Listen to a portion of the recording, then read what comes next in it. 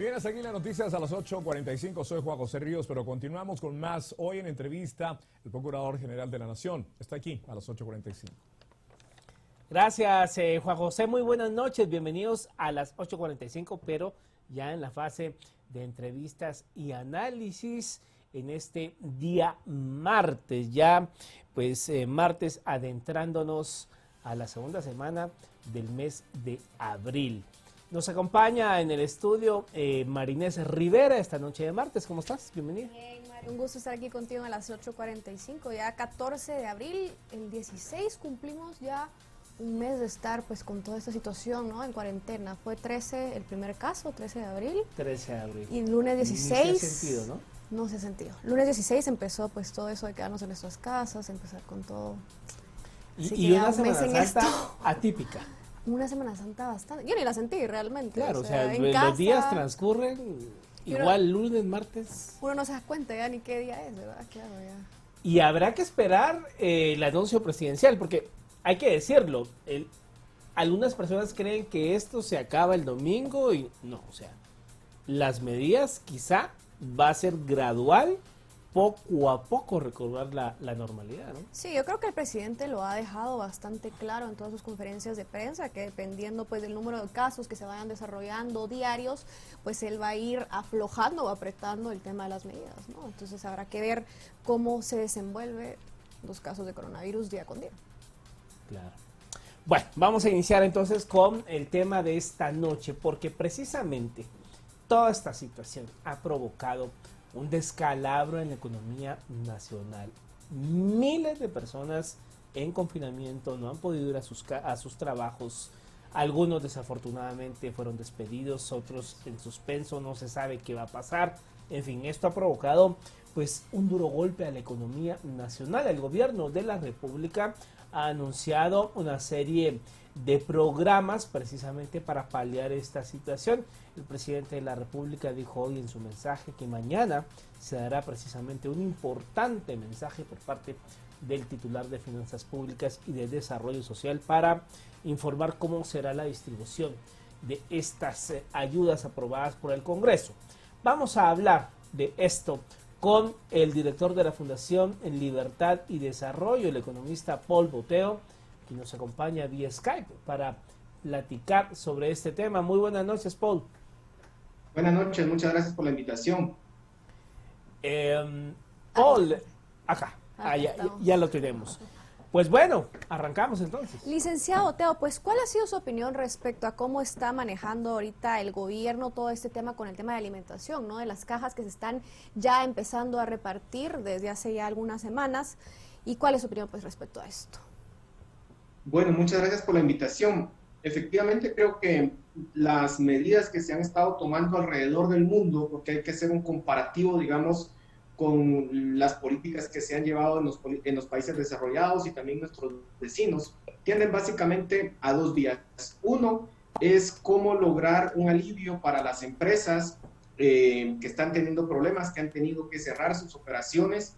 Hay empresas de varios sectores, desde el sector turismo hasta el sector de aerolíneas, en donde se ha tenido que hacer un rescate masivo, precisamente anunciado el día de hoy, hasta el tema del petróleo, porque ha caído la demanda, digamos, de petróleo a nivel mundial y que está provocando una crisis muy fuerte en ese sector.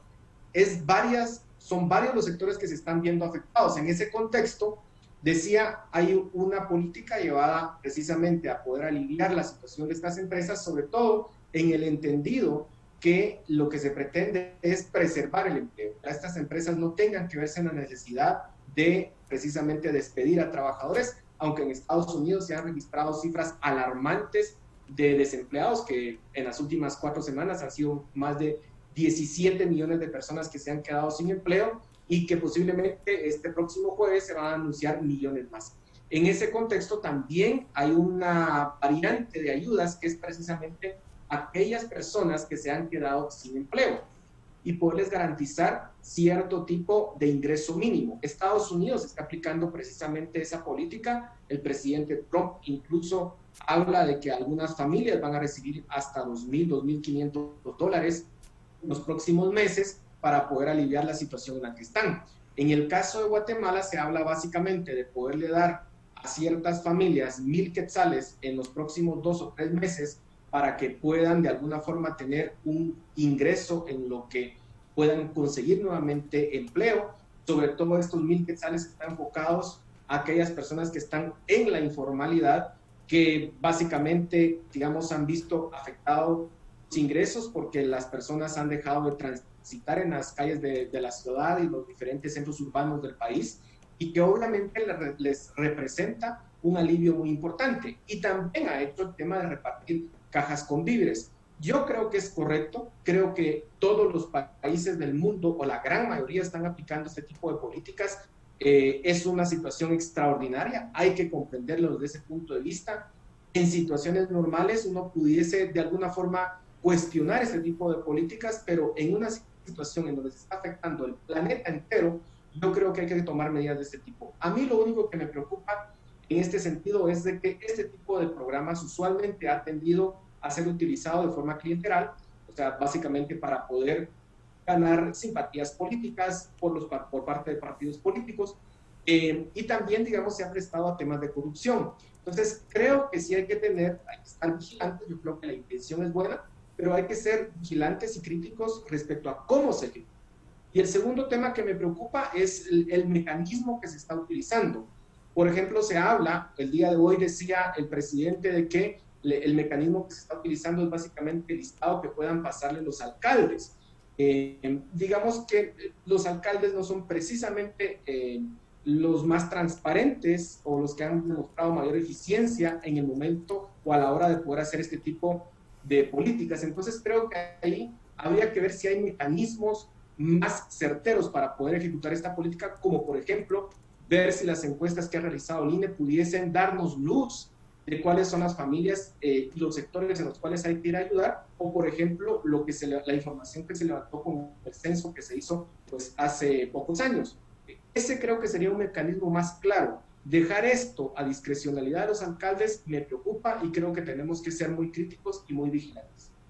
Se une a la conversación Hans Quevedo, catedrático universitario en temas de asuntos sociopolíticos, y es que precisamente, ya lo decía Paul Boteo, aquí hay un tema que le preocupa no solo a él, a varios sectores, en cuanto a que esta ayuda, este bono y estas cajas de alimentos se puedan llegar a politizar, y que los alcaldes puedan en determinado momento pues tratar de granjearse de futuros votos a la hora de tener una discrecionalidad en la entrega de estas ayudas.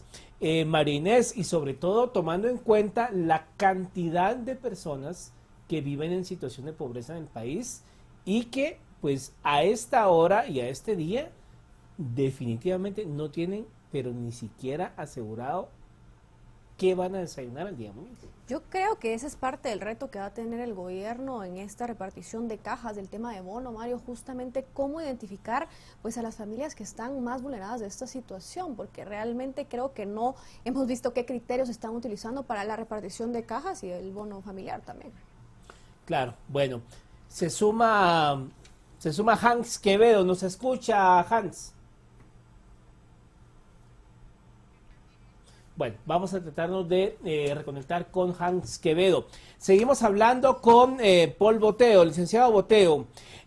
¿Considera usted que, digamos, se está ya perdiendo mucho tiempo en ver qué mecanismo se va a utilizar? Mañana será 14 de abril. O sea, ya pasó el fin de mes, 31 de marzo, y pues bueno, ya el fin de mes lo tenemos a la vuelta de la esquina. Se está perdiendo mucho tiempo, y la gente de verdad que necesita una asistencia, alimentos, sobre todo en los hogares donde hay pues muchos niños. ¿Me escuchan ustedes? Sí, le escuchamos, Hans, ¿nos escucha? Sí, los escucho. Ok, le voy a hacer la pregunta que le habíamos hecho al licenciado Paul Boteo. Estamos perdiendo mucho tiempo, licenciado Hans Quevedo, y las familias, el hambre no aguanta mucho. ¿Cómo definir cuál es el mejor mecanismo para hacer llegar estas ayudas? Bueno, muy buenas noches. Muchísimas gracias por la oportunidad. Sí, sin lugar a dudas, el tiempo está siendo un factor que está afectando bastante. La gente no aguanta, pero el problema está, como es la primera vez, hay que comprender que esta situación es bien complicada, no hay un referente de cómo poderlo hacer. También estamos sufriendo una secuela de un gobierno, no solo ahorita, sino anteriormente, de que no tiene organizado eso, no tiene datos. Podemos haber tenido un censo y sin embargo tuvo muchísimas deficiencias.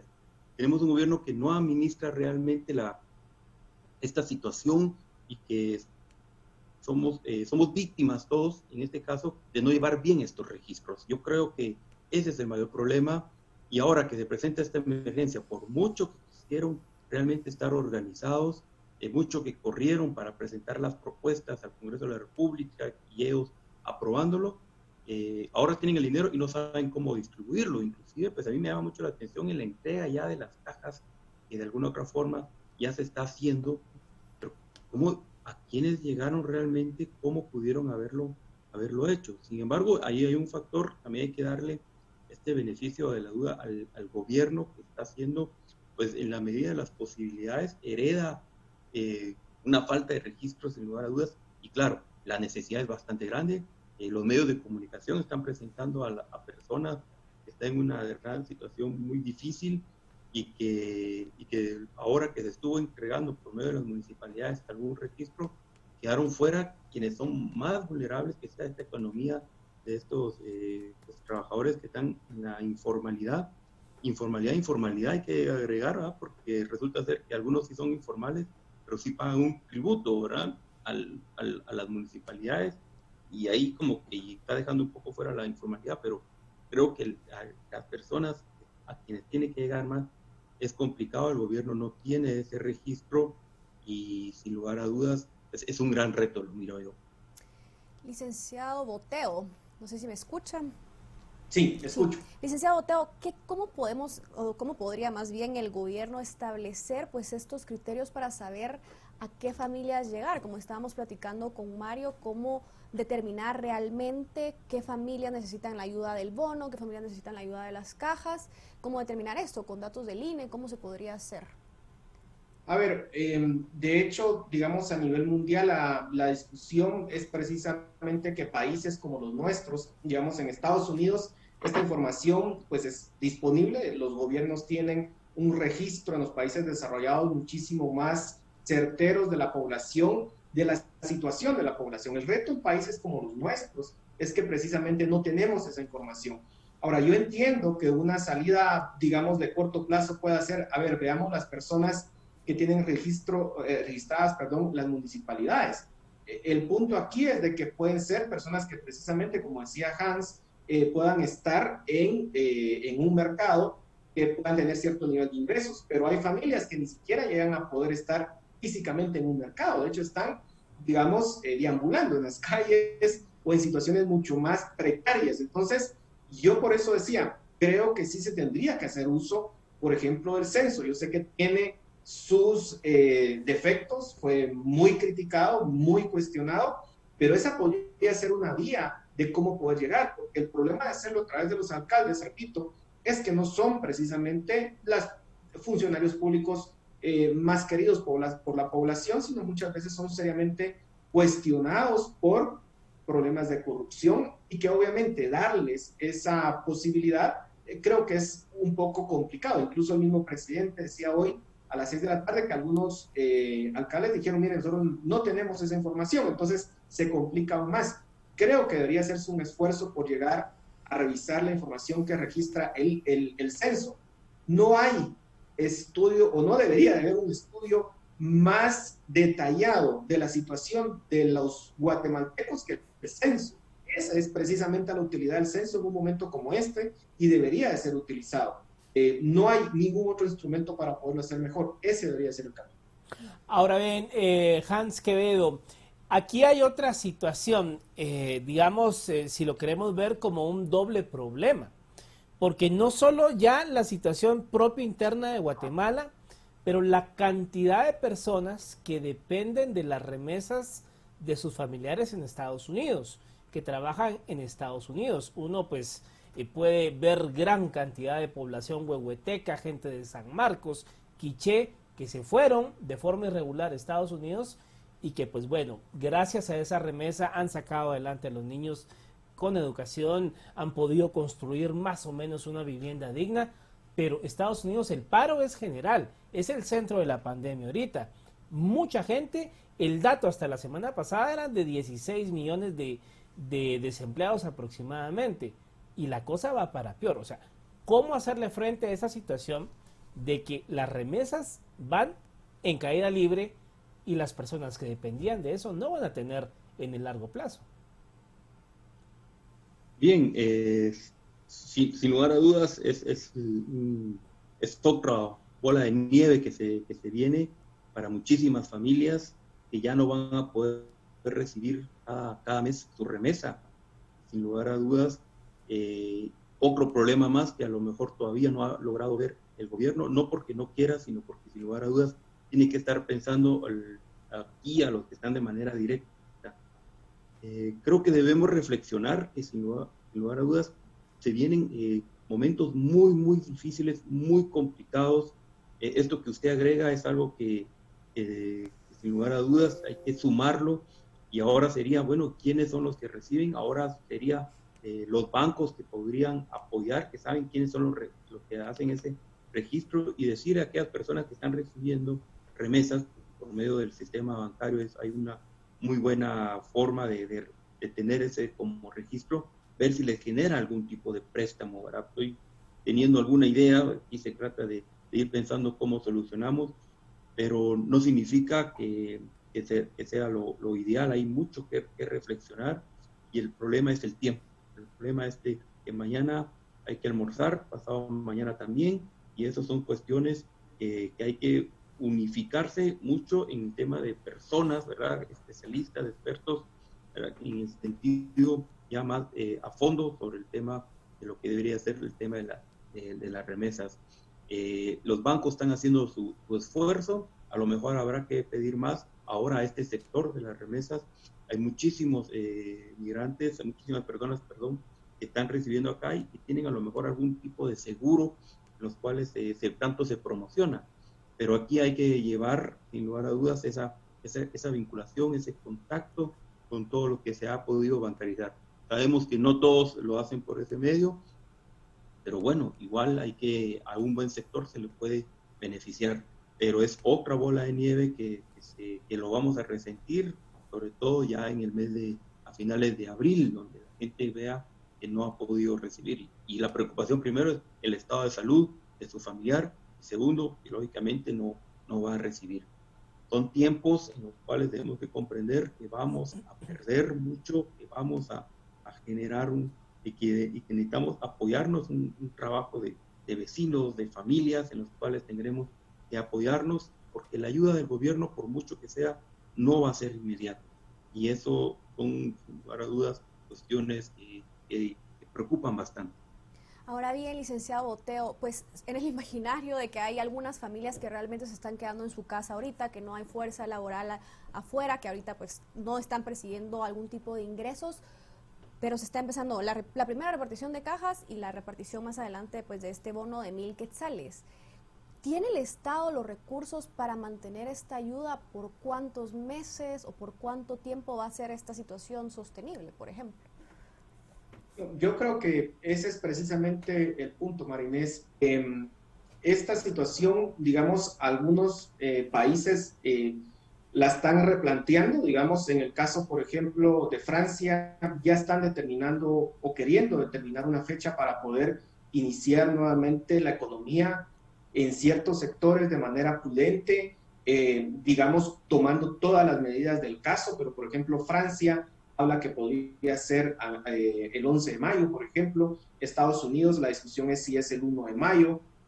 En España vimos que esta semana ya comenzó a haber cierta actividad económica y creo que eventualmente nosotros en Guatemala también tenemos que tener esta discusión.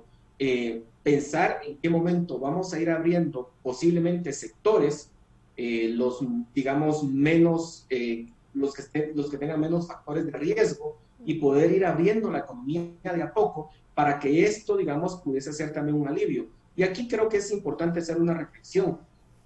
Por supuesto que esta es una crisis de salud muy grande. Estamos hablando de las vidas de las personas, pero también hay que recordar que el tema económico es también importante porque hay familias que se pueden literalmente morir de hambre en esta situación. Y hay un factor que es precisamente su pregunta.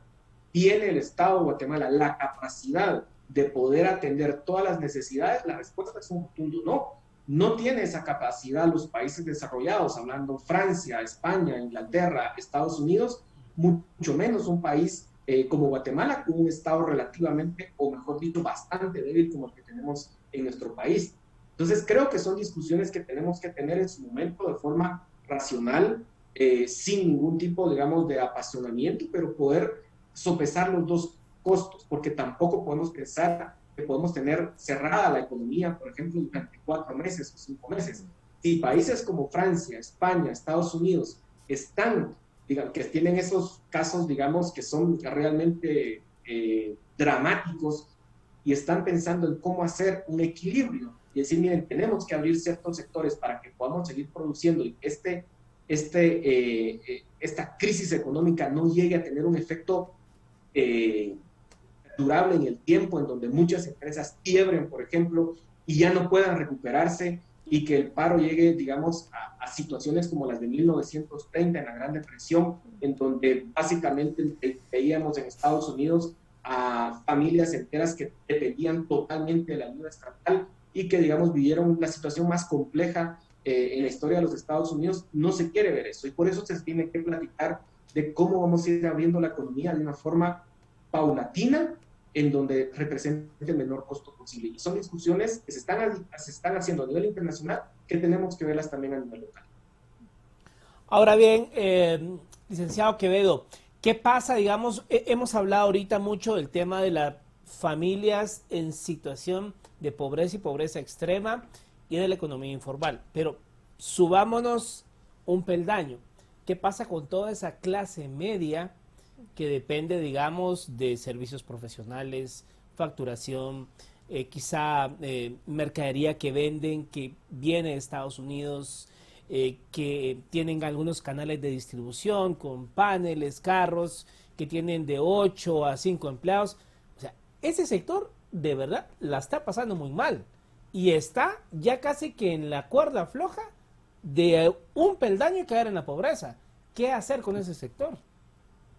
Bien, bueno, como decía Paul Boteo, me uno a ese no tiene la capacidad el gobierno de Guatemala, pero el Estado en sí, no por ser este gobierno que acaba de iniciar, sino porque hemos construido desde prácticamente 30 años un gobierno que no tiene la capacidad económica, solvencia y se ha ido endeudando por otros motivos y que hoy, sin lugar a dudas, pues ante esta gran crisis que es mundial, y eso es lo peor, porque no, por ejemplo, en el terremoto del 76 vino cooperación de afuera, ahora nadie nos puede ayudar, es algo que es a lo interno, y no solo este cuadro que usted nos presenta, ¿verdad?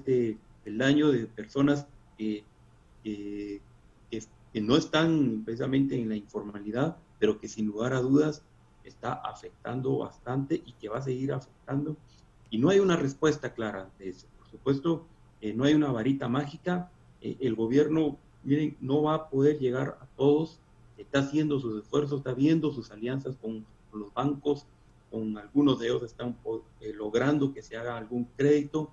Yo lo veo inclusive en mi misma familia, en la cual precisamente se encuentran unos hermanos con esa situación por el negocio que tiene, por el empleo que se dedica a las ventas, igual mi hermana, mi mamá que tiene un negocio, o sea, lo veo de cerca también, y todo es algo que vivimos millones de guatemaltecos, y sin lugar a dudas es un asunto, y lo peor es la incertidumbre. O sea, así como usted lo planteó ahí, realmente ese peldaño puede bajar al tema socioeconómico desde la pobreza o una media baja, y eso es también lo que se afronta, ¿no? O sea, no estábamos preparados, lógicamente, no hay un hábito de ahorro ni siquiera del mismo gobierno, y entonces ahí es donde nos encontramos, en donde cuesta responder, cuesta imaginarse, ¿verdad?, situaciones así de un cierto sector, y creo que pues esos son lo que tiene que llevar a la reflexión. El problema es que, como decíamos, el tiempo, ¿verdad? Hay que tomar pronto esas decisiones, y acá el gobierno no tiene tanta capacidad, a no ser, no ha querido también, por otro lado, ver cómo se genera algún tipo de los impuestos, pero sabemos también que eso es una de las grandes debilidades que hay en el país. Es de buscar alianzas, es de buscar apoyos con empresas, es de buscar todos vamos a perder, y es que también hay una reflexión ahí, en algún sector crea que no está metido en lo que es el ambiente. Entonces, por lo tanto, creo que hay que llevar la reflexión que todos vamos a perder, pero que todos también debemos ayudar en ese sentido, porque, como usted dice, en algunos meses puede ser que algún cierto sector de clase media es el que va a tener mayor problema y baje todavía más. Bueno, pues muchas gracias a ambos, a Paul Boteo y Hans Esquevedo, por haber estado con nosotros hablando y analizando esta situación. Buenas noches. Muy buenas noches, muchas gracias.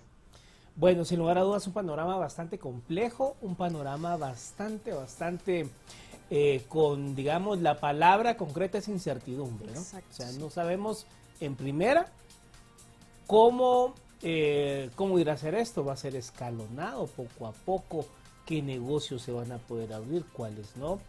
Lo cierto es que el temor en la gente ahí está, ¿verdad? Sí. Y digamos, tratar de recobrar la normalidad con ese temor va a ser muy complicado, ¿no? Así es, yo creo que la incertidumbre, como bien dices, es lo que define esta situación, y realmente yo creo que todos nos estamos preguntando hasta cuándo, ¿no? ¿Cuánto tiempo más? ¿Cuántos meses más? Y creo que vamos a tener pues que salir pronto de casa y empezar a buscar también pues otras formas y otras medidas de higiene, por ejemplo, para poder pues de cierta forma empezar a tener una vida más o menos normal, ¿no? Claro, porque es que ese es el otro punto. No podemos estar confinados 6 meses, o sea, la vida sigue, pues, claro. O sea, la vida tiene que seguir su dinámica, y por supuesto, lo que se trata ahorita y se antepone es la salud, pero hay que también ser muy realistas. O sea, ya lo decía Paul, no hay economía ni las primeras del mundo que estén aguantando lo que esto ha significado. Y un país como Guatemala, una economía como la guatemalteca, sin ser economista, otro mes confinados, es que de verdad los efectos van a ser terribles, ¿no? No, sí, estoy de acuerdo contigo, Mario. Como bien decías, creo que mucho también se ejemplifica muchos países que uno consideraba que tenían instituciones fuertes, que sabían lidiar con ciertas crisis. Hoy nos damos cuenta, se ponen a prueba todas sus instituciones, claro, y nos damos cuenta realmente que no estaban como parecían, por ejemplo, también, ¿no? Y Guatemala pues no es la excepción, y sin duda alguna tiene muchos más desafíos que enfrentar que otros países que también, por supuesto, están sufriendo. Bueno, 10 de la noche con 3 minutos, hacemos una pausa y volvemos para platicar con el Procurador General de la Nación, porque en medio de esto también hay otro drama, la niñez migrante no acompañada que están siendo deportados. Con eso venimos.